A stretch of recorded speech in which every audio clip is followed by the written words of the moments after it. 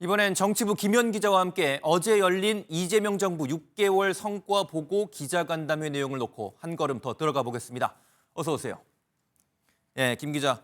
가장 먼저 이 뜨거운 감자입니다. 내란 전담 재판부 설치 문제인데 대통령실이 어제 이 구체적인 입장을 내놨거든요. 한번 짚어볼까요? 네, 핵심은 법안은 추진은 하되 위헌 논란은 최소화하겠다는 것으로 요약할 수 있습니다. 이 대통령실은 위헌성 논란을 의식한 듯 속도 조절과 법리 검토를 강조하는 모습이었는데요.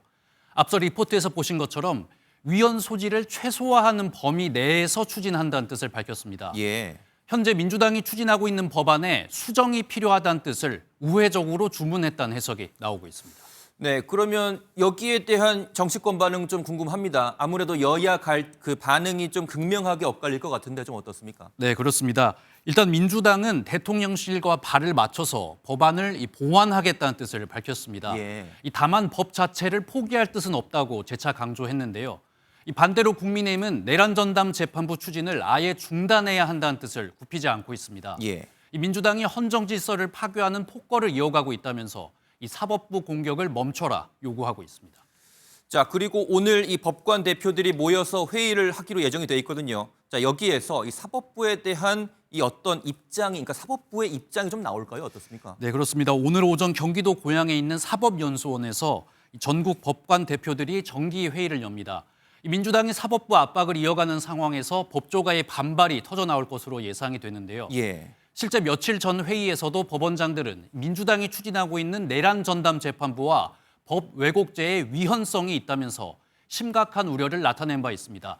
오늘 법관 대표들이 여당발 사법개혁에 대해 어떤 입장을 밝힐지 이 수위는 어느 정도가 될지 관심이 쏠리고 있습니다.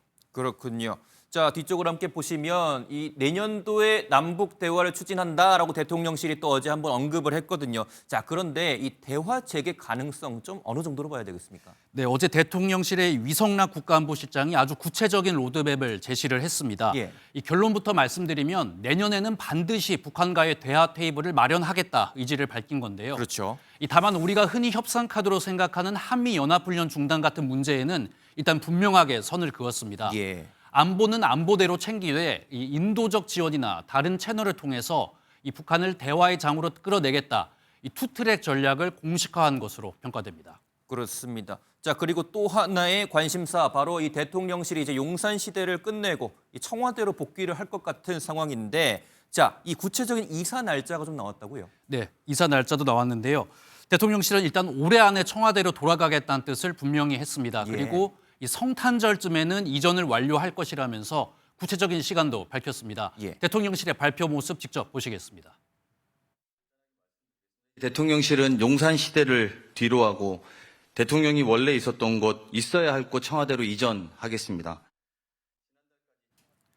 현재 용산 대통령실의 주요 기능은 12월 말까지 순차적으로 청와대로 이전하게 되고요.